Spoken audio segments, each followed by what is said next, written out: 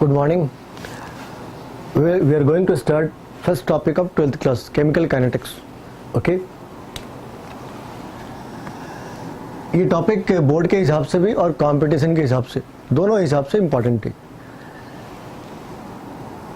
तुमने normally on an average तुमने ऐसी चीज़ें सुनी होगी. अगर हम कोई पेन किलर लेते हैं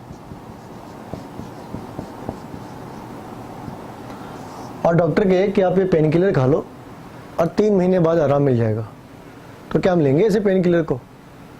और इसके अपोजिट अगर हम एक डाइजेस्टिव एंजाइम लेते हैं, डाइजेस्टिव एंजाइम, और वो 2 सेकंड के अंदर खाने को डाइजेस्ट करते हैं, तो सोचो कितनी गड़बड़ी हो सकती है.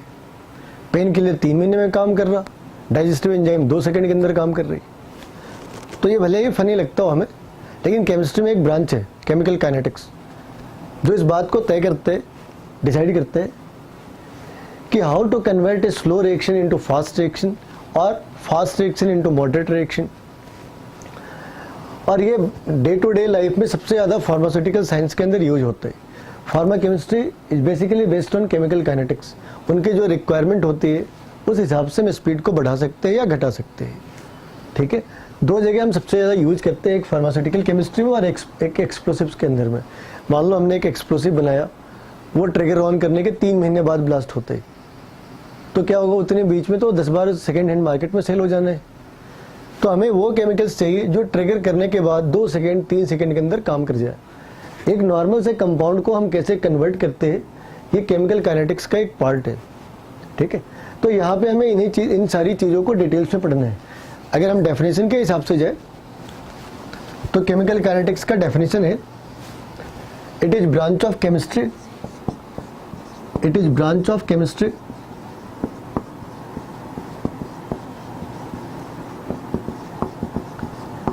that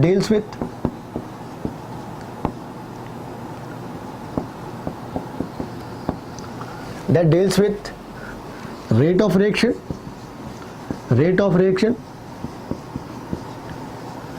पहला. दूसरा मैकेनिज्म ऑफ रिएक्शन,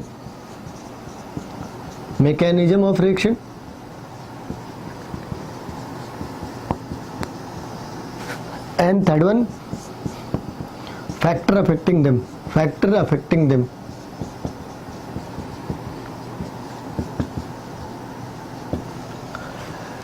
तो 3 चीजें डिपेंड करती है. पहला रेट ऑफ रिएक्शन क्या है, दूसरा मैकेनिज्म ऑफ रिएक्शन क्या है, और तीसरा वो कौन से फैक्टर हैं जो इन दोनों को अफेक्ट करते हैं. हमें ये 3 चीजें इसमें डिटेल्स में पढ़नी है. ठीक है. कई बार क्या होता है, हम रेट लिखते हैं लेकिन मैकेनिज्म भूल जाते. कई बार मैकेनिज्म लिखा तो फैक्टर अफेक्टिंग देम भूल जाते. हमें तीनों ही चीज़ों को लिखना है, क्योंकि काइनेटिक्स के भीतर हम ये तीनों ही चीज़ें पढ़ते हैं.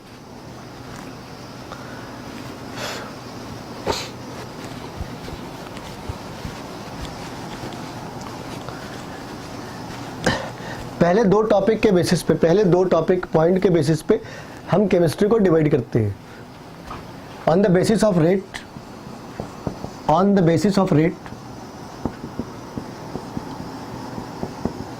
rate of reaction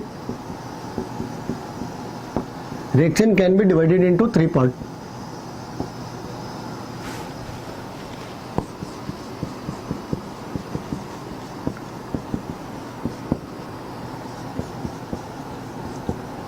हम 3 पार्ट में रिएक्शंस को डिवाइड करते हैं. किसके बेसिस पे? On the basis of rate of reaction.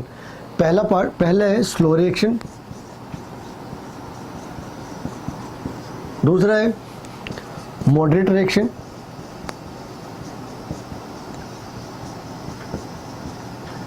तीसरा है फास्ट रिएक्शन.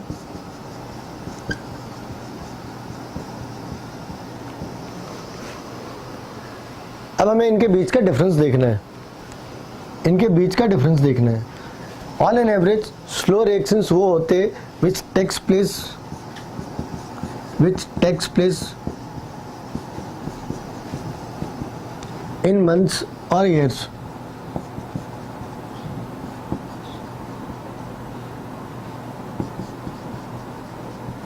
जैसे rusting of iron,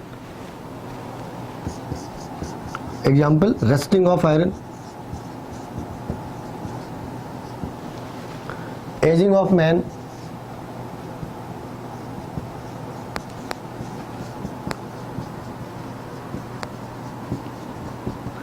ageing of human being.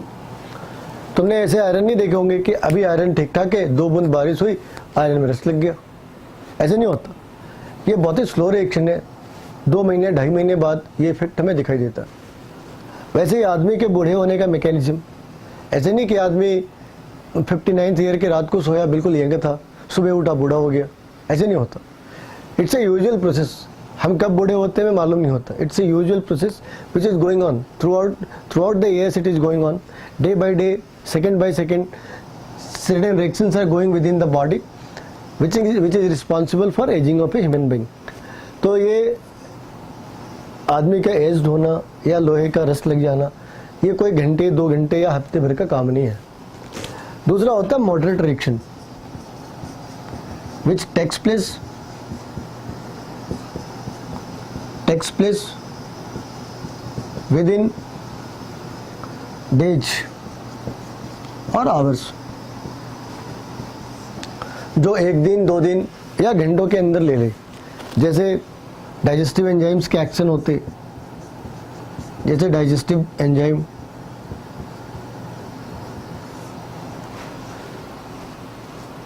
Fast reaction which takes place within second or minutes, which takes place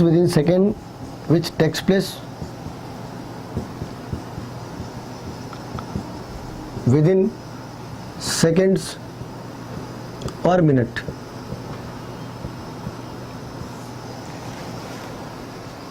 जब हम थोड़े एडवांस लेवल की chemistry पढ़ेंगे उसमें देखेंगे हम फास्ट रिएक्शन को स्लो में कैसे चेंज कर सकते, स्लो रिएक्शन को मॉडरेट में कैसे चेंज कर सकते। They are interconvertible. और इसके एग्जांपल क्या हो सकते हैं? एक्सप्लोसिव हो सकता,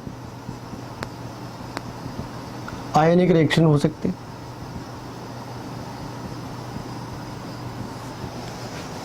पेन किलर बताया। अभी जो हम केमिस्ट्री में डील करने जा रहे मोस्टली मॉडरेट रिएक्शन डील करते हैं। बहुत फास्ट रिएक्शन और बहुत स्लो रिएक्शन काइनेटिक्स जो तुम्हें 12th क्लास में पढ़ना है उसके भीतर नहीं आते। फास्ट रिएक्शन को तो फिर भी आ जाएगा, बहुत स्लो रिएक्शन सब नहीं पढ़ रहे।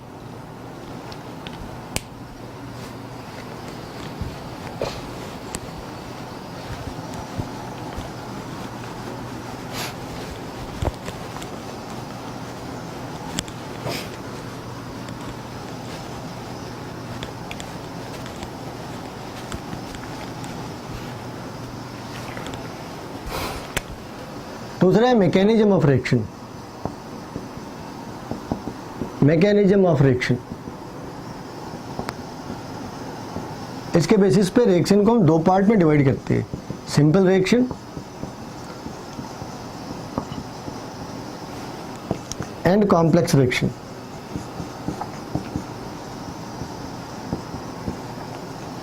सिंपल रिएक्शन 1 स्टेप रिएक्शन है, 1 स्टेप रिएक्शन है। कॉम्प्लेक्स रिएक्शन मल्टी स्टेप है, मल्टी स्टेप रिएक्शन।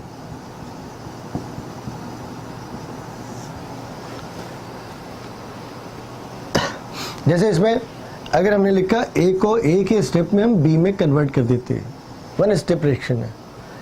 लेकिन अगर हम यही चीजें कॉम्प्लेक्स के साथ करें तो ऐसा होगा A to P slow reaction, P to B fast. तो ये 2 स्टेप में कन्वर्ट हो रहे। पहले ए से बी में सीधा कन्वर्ट हो गया, अब क्या हो रहा, ए से बी में जाने से पहले वो पी में कन्वर्ट हो रहा। ए से पी जब बन रहा तो स्लो स्टेप रिएक्शन है, पी से जब बी बन रहा तो फास्ट स्टेप रिएक्शन है। यहां पे हमें देखना पड़ेगा slow step reaction is known as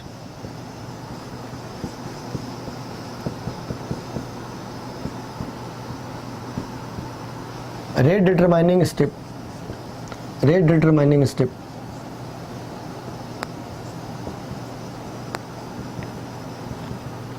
rate determining step, क्योंकि जो फास्ट रिएक्शंस होंगे वो इतनी तेजी से हो जाएंगे कि हमारे पास वो टाइम फ्रैक्शन नहीं होगा जहां पे हम उसे प्रॉपर्ली काउंट कर सके। तो हम हमेशा प्रेफर करते हैं जो स्लो या स्लोअर मेथड है, this should be used to calculate, that step should be used to calculate the speed of the reaction. हम फास्ट के ऊपर करें, हम बता ही नहीं सकते कि कौन कितने सेकंड में ये चीज़ें ट्रांसफ़र होगी। यहाँ पे हमें एक और भी बात का ध्यान रखना है, ये P जो पहले इक्वेशन के अंदर नहीं था, ये सिर्फ दूसरे इक्वेशन के अंदर आ रहा। ये रिएक्शन के स्टार्ट में नहीं था, ये रिएक्शन के एंड में नहीं है, बस ये रिएक्शन के बीच में है। इसे कहते हैं reaction intermediate. P is known as reaction intermediate.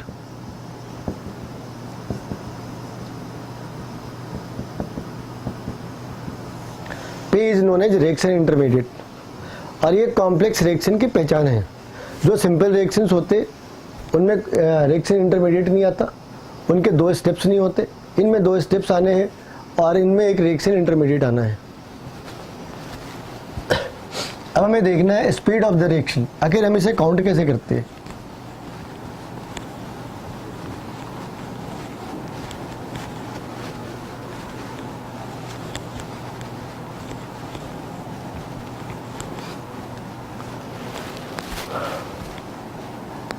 Rate of reaction हम डिफाइन करते change in concentration of reactant और product, change in concentration of reactant और प्रोडक्ट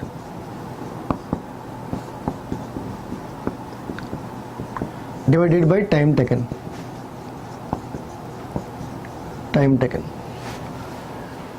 और कॉन्सेंट्रेशन हम कैसे एक्सप्रेस करते? कॉन्सेंट्रेशन हम एक्सप्रेस करते हैं on an average number of moles of reactant oblique product by volume.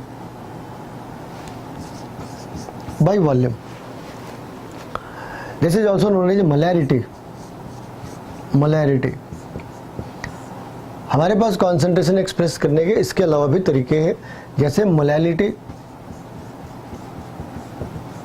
Normality,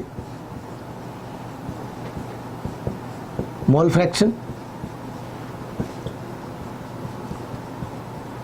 it is mostly हम इसे यूज करते, कभी कभार हम इसे भी यूज करते।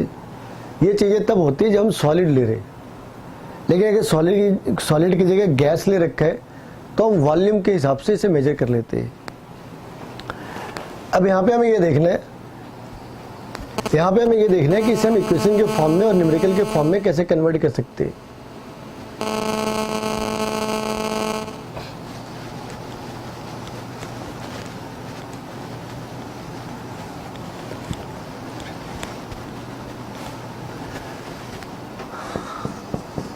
A to B.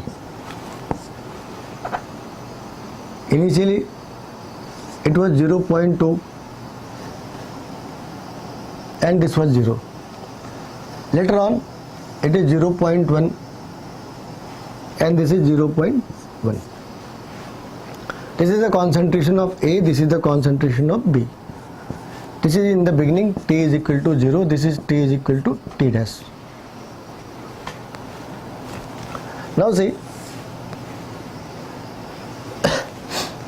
if we go by the mathematics rule, rate is equal to change in concentration of A by time, or change in concentration of B by time. Generally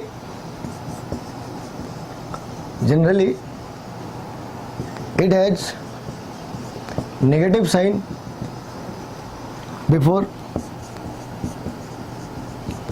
the name of before the reactant.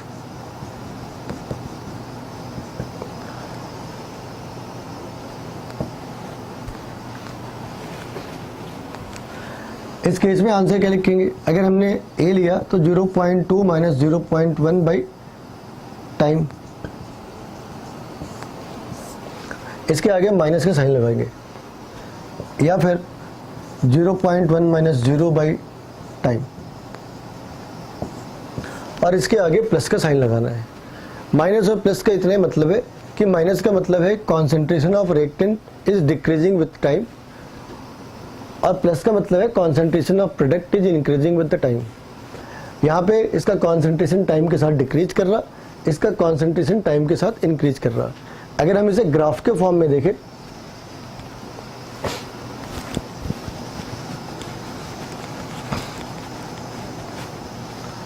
अगर हम इसे graph के form में देखें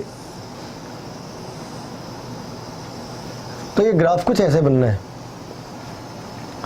ये concentration है, ये time है। रिएक्टेंट का कॉन्सेंट्रेशन टाइम के साथ डिक्रीज कर रहा और प्रोडक्ट का कॉन्सेंट्रेशन टाइम के साथ इंक्रीज कर रहा। और इस ग्राफ के साथ ही एक नया डिस्प्यूट क्रिएट हो जाता। अगर ये इसके ऊपर लीनियरली डिपेंड कर रहे तो ग्राफ में कर्व नहीं आना चाहिए था, ग्राफ इस तरीके का होता, ऐसे या ऐसे। तो फिर ग्राफ ऐसे क्यों है? ग्राफ होना ऐसा चाहिए था, फिर ग्राफ ऐसा क्यों हो रहा? और यहां से हमें मालूम होगा, यहां से हमें मालूम होगा कि एक्चुअली दो तरह के रेट ऑफ रिएक्शन भी दो तरह के होते हैं। रेट ऑफ रिएक्शन भी दो तरह के होते हैं, पहला एवरेज, दूसरा इंस्टेंटेनियस। इंस्टेंटेनियस एवरेज का कोई मतलब नहीं है, जो भी मतलब है वो इंस्टेंटेनियस का है। और ये इंस्टेंटेनियस, क्योंकि रिएक्शन में हम जो रेट ले रहे हैं वो इंस्टेंटेनियस का ले रहे, इसलिए ग्राफ कुछ इस हिसाब से आ रहा, नहीं तो ग्राफ को आना ऐसा चाहिए था। एवरेज में क्या प्रॉब्लम होता वो भी देख लो। अगर मान लो किसी एक शहर में मंडे को 2 लोग मर गए और ट्यूसडे को 3 लोग मर गए, तो एवरेज कितने लोग मर रहे हैं? 2.5। अब ये 2.5 आदमी तो नहीं हो सकता, 2 आदमी हो सकता, 3 आदमी हो सकता, 2.5 आदमी कैसे हो सकता? ये चीज़ें केमिस्ट्री के ऊपर भी एप्लीकेबल है। एवरेज का जो आंसर आता है वो ग्राफ के साथ मैच नहीं करता, और कई बातें तो हम कॉन्सेप्ट के हिसाब से गलत कर जाते। तुमने पढ़ा होगा rate is directly proportional to concentration. अब अगर हम उस ग्राफ को देखें तो वो ग्राफ ये कह रहा कि भाई ये जो कॉन्सेंट्रेशन है ये लीनियरली डिक्रीज कर रहा या लीनियरली इंक्रीज कर रहा। मगर हमें यहाँ पे एक चीज़ का ध्यान रखना पड़ेगा, शुरुआत में कॉन्सेंट्रेशन ज़्यादा है तो रेट भी ज़्यादा होगा, जैसे जैसे कॉन्सेंट्रेशन कम होना शुरू हो रहा रेट भी कम होगा। आखिर में आके ये जो रेट है ये मेन एक्सिस के पैरेलल हो सकता है, क्योंकि आखिरी में कॉन्सेंट्रेशन काफ़ी कम बच जाता। तो चाहे प्रोडक्ट का हो या रिएक्टेंट का हो, जो चेंज शुरुआत में होता, जो चेंज स्टार्ट में होता, जितना शार्प चेंज, उतना शार्प चेंज बाद में नहीं आता। और ये इस बात को एंडोर्स करता है, इस बात को सर्टिफाई करते हैं कि हमें जो रिएक्शंस लेने, जो रेट लेने हैं वो इंस्टेंटेनियस होने चाहिए, ना कि एवरेज होने चाहिए।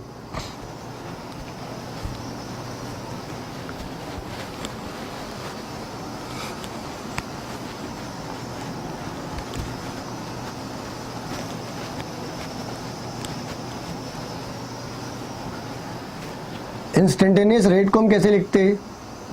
dx by dt। dx by dt का मतलब है rate of change of x with respect to time. और आगे हम सारे इक्वेशंस इसी फॉर्म में लिखने वाले। एवरेज तुम्हें बताया, एवरेज सिर्फ बातें वो हम केमिस्ट्री में यूज ही नहीं करते, ना ही उनके ऊपर न्यूमेरिकल्स आने हैं।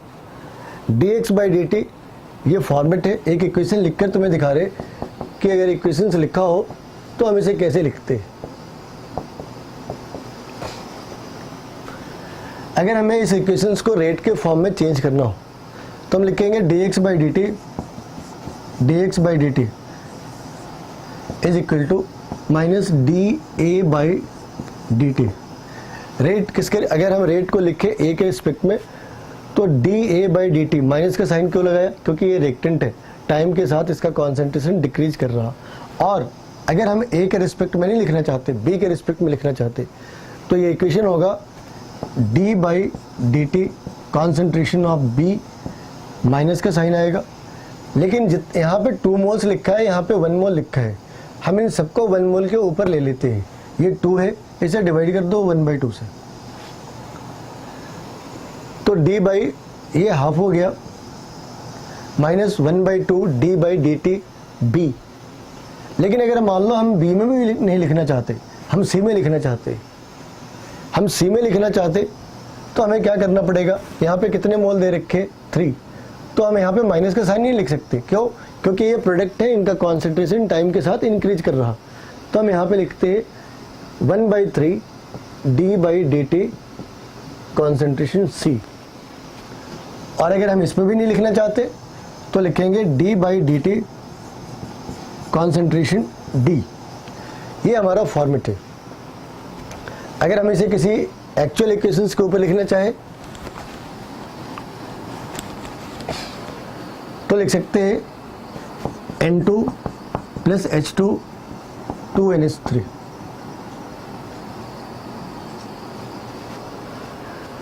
इसमें हमें क्या लिखना पड़ेगा, इसमें रेट निकालने के लिए dN2/dt, पहले नेगेटिव का साइन क्योंकि nitrogen is a reactant in this case, फिर 1/3 -d/dt H2 which is equal to 1/2 d/dt NH3।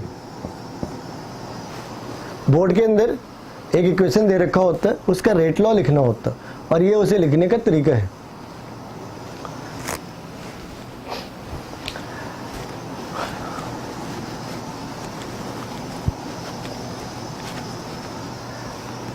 जो लॉ ऑफ मास एक्शन था, law of mass action,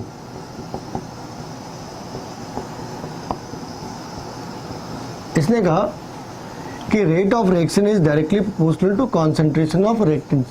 for example A + B it gives P। तो Guldberg and Waage law of mass action के हिसाब से R is directly proportional to A, R is directly proportional to concentration of B, so R is directly proportional to A and B. If we remove the proportionality sign, it will come K, concentration of A, concentration of B. So this is law of mass action. ये हमारा पुराना law है जहाँ पे R क्या है, R है हमारा रेट ऑफ रिएक्शन, K क्या है, velocity constant, A and B concentration of reactants।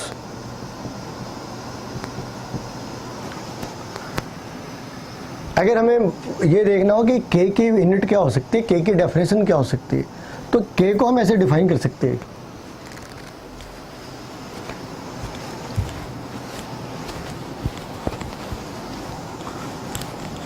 K की डेफिनेशन क्या होगी, R is equal to K। अगर हमने A और B को 1 ले लिया,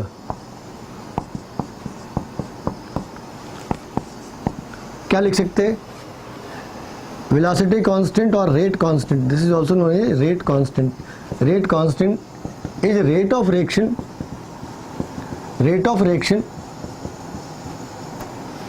when unit concentration of reactant is taken, reactants are taken।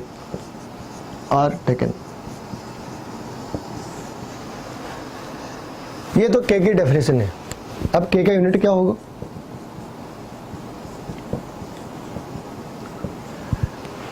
हम इन चीजों से K की यूनिट नहीं निकाल सकते क्योंकि K के यूनिट के लिए एक नया टर्म इसमें इंट्रोड्यूस हो रहा और वो टर्म है ऑर्डर। ये पुराना लॉ है, नए लॉ के हिसाब से अब रेट लॉ हम ऐसे लिखते हैं, R is equal to A raise to power X, B raise to power Y, K dot A raise to power X, B raise to power Y। ये पूरा पार्ट है rate equation, rate law. X and Y is the order of reaction,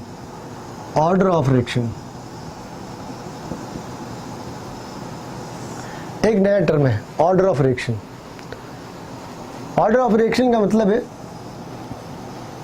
it's a numerical relationship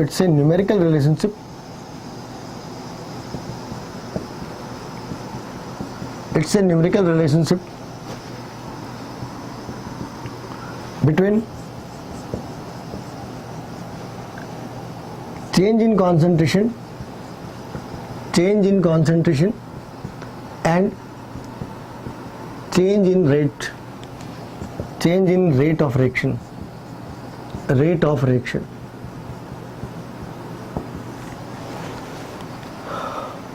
book में इसके बड़े complicated किस्म के example दे रखे, इसे बस ऐसे समझ लो कि हर एक आदमी इक्वली इंपॉर्टेंट हो ऐसा जरूरी नहीं है। जैसे हमारे यहाँ पॉलिटिशियंस हैं, मान लो 3 पॉलिटिशियंस हैं, ए बी और सी। ये जरूरी नहीं है कि तीनों पॉलिटिशियंस इक्वली कंट्रीब्यूट करें। हो सकता है कि ए का कंट्रीब्यूशन बहुत ज़्यादा हो, तो अगर ए एक्सपायर हो जाए तो सोसाइटी ज़्यादा सफ़र करती है। हो सकता है कि सी का कोई कंट्रीब्यूशन ही ना हो, वो सिर्फ सैलरी लेने के लिए यहाँ पे खड़ा हो। ऐसा ही काम रेक्टेंट के अंदर भी होते हैं। जैसे अगर मान लो हम एक डाटा बना रहे हैं, उससे तुम्हें ज़्यादा क्लियर होगा कि ऑर्डर निकालते कैसे हैं।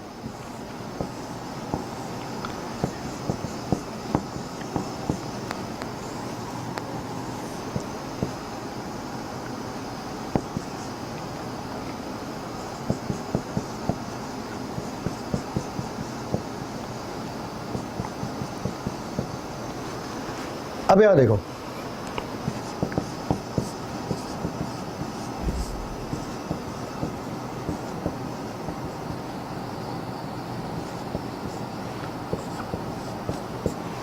यहाँ हमने जो डाटा ले रखा है, ये हम साबित करना चाहते हैं ऑर्डर्स क्या होता है।